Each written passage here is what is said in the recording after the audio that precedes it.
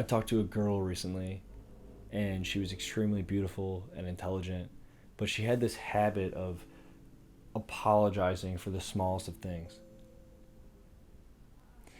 And it made me think, why would someone like her feel the need to apologize for the most insignificant things?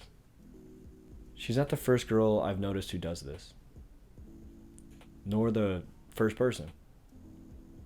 But the circumstances of the situation is what makes it stand out so much. In relationships and dating, the woman is generally the one who is pursuing the man. And the man is the one that needs to prove that he's worthy of the woman's time and attention. It doesn't always work like this, but generally, this is the case. Either way, it comes down to the same thing: your frame. We apologize because we don't fit the frame of someone whose opinion we value more than our own. In the example that I laid out before, the woman is being pursued by the man. So the man needs to prove himself to the woman. In this situation, the frame is that the woman is the one being pursued. And that means that the woman has to focus on filtering out the man. So how does one go from having all of the leverage and all of the power to apologizing about things that don't even matter? A man will spend hours trying to woo a girl. And once she has decided that she likes him enough, she reverts to something completely different. The frame has now changed. She no longer has the leverage. She isn't the confident person she was just hours before. Now it's about, how does he feel about me?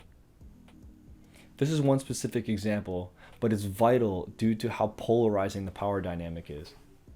In our day-to-day lives, at work, at the bar, at school, in our relationships, on social media, we tend to diminish ourselves, our worth, our self-esteem at the expense of others' perceptions of us.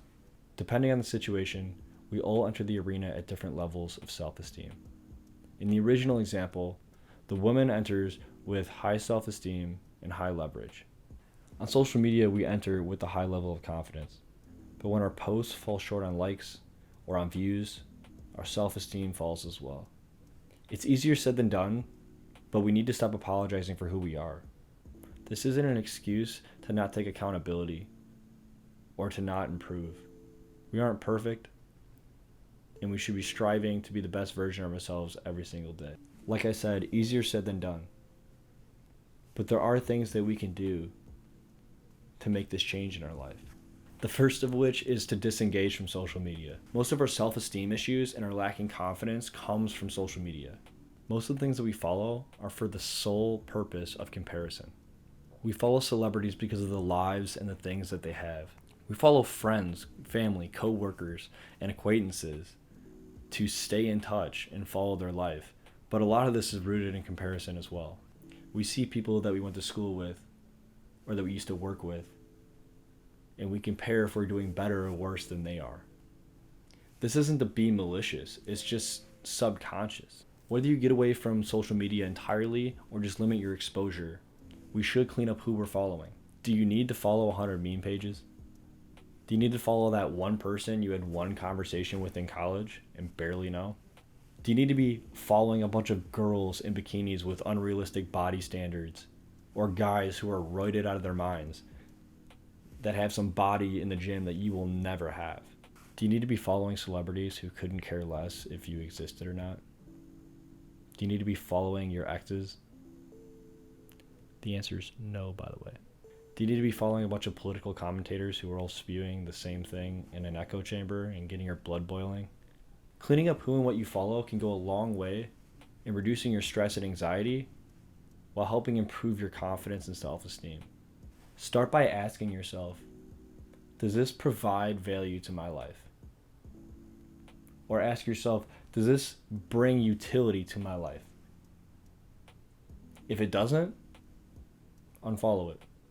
A good rule of thumb that I learned from Andrew Kirby is to never follow more than 100 people at once. Anything more than that is overloading you. So who should you follow? The people who are close to you, and you care about. Your family, your close friends, your ride or dies. Next are the things that give you utility. For me, that's pages like The Daily Stoic, Jordan Peterson's content, Chris Voss's content, Andrew Kirby. People who give me the tools to better my life and to become the version of myself that I want to see. I think the final thing is comedy and memes. It's okay to laugh, but mindlessly scrolling through a bunch of meme pages that post the same stuff isn't really worth your time. After you've stepped away from social media or limited your exposure, the next step is to submerge yourself in the real world. The less time we spend in the realm of social media and the more time that we spend in the real world, the more we realize how normal it is. Social media shows you the top 1% of the top 1%. In your everyday life, people are normal. They get up, they put their pants on one leg at a time, they probably work out, then they get in the car or get on a train and they go to work and they work for 8 hours. They come home, they watch Netflix, and they go to bed. When you think about it like that, it's not so intimidating, right? It's all about the frame that you choose to look at life through. The next step is to spend time with yourself. And I don't mean sitting on the couch and watching Netflix. If you're watching Netflix with your significant other, it doesn't count as much as actually doing something with them.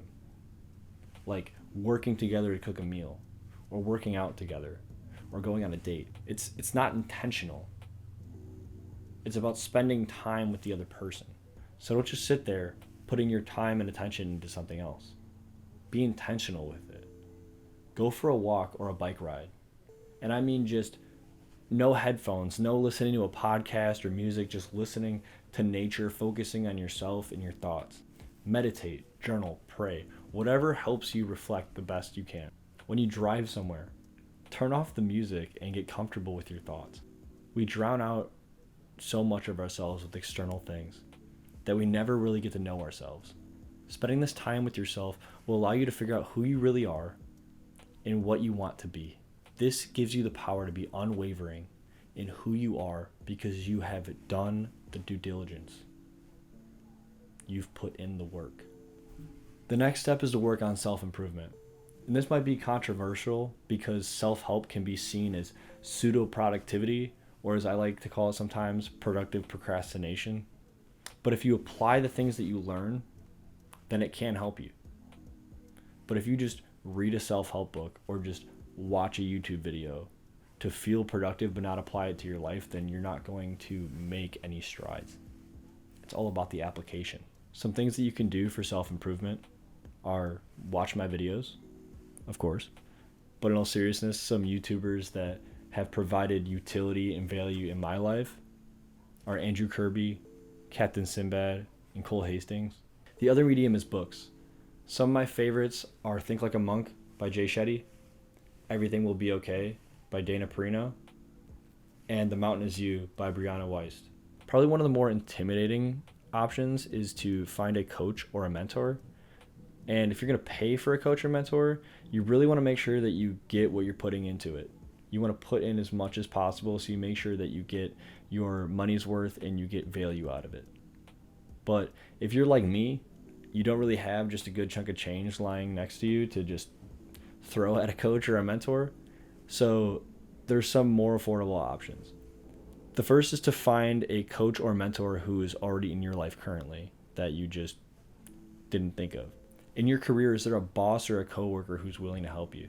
It may sound intimidating, but most people are willing to help you. And they'll probably appreciate that you thought that their time and experience was worthwhile. Just be respectful and value their time. In the gym, is there a person who is consistently in there that you know knows their stuff, that you can ask for advice and for help? Maybe you just don't know where to get started, so you just need a program or a list of exercises that's going to help you get off the ground. I'll link a couple in the description for those of you that need those. And finally, is a personal trainer if you have the funds to do that. Somebody to help keep you accountable and teach you along the way. Are you trying to get your finances in order so you don't have to live in your parents' basement anymore, or you want to move out of your apartment and get your own forever home? You should seek out a financial advisor to help you get on the right track. But you can also go and talk to people who have done it, people who have put a down payment down on a house and know how a mortgage works, so you know what you're getting yourself into. Maybe it's a family member, maybe it's a neighbor, maybe it's a friend. There are coaches and mentors in every area of life, and they're really important for your self-improvement and growth, because they will help you skip over the pitfalls and the failures that they've had to experience in life, so you can spend less time failing and more time succeeding and growing. Look, I don't have all the answers. I really wish I did. But I do know that these are things that have helped me in my life, and I'm sure will help you in yours as well. When we work on becoming the best version of ourselves, we can be comfortable and secure through various situations in our life. No matter where you are in your life, do not apologize for who you are. You know your story. You know where you're at. And you know the progress that you have made and what you have done to get to this point. No one can take that away from you. Stop apologizing and start living. I hope you enjoyed the video. If you liked the video, then like the dang video. It helps me out a ton. If you're new here, my name is Matt. I talk about my journey through life so you can learn a thing or two and become the best version of yourself that you possibly can. If you like my content and want to see more of it, please consider subscribing. And until the next video, God bless.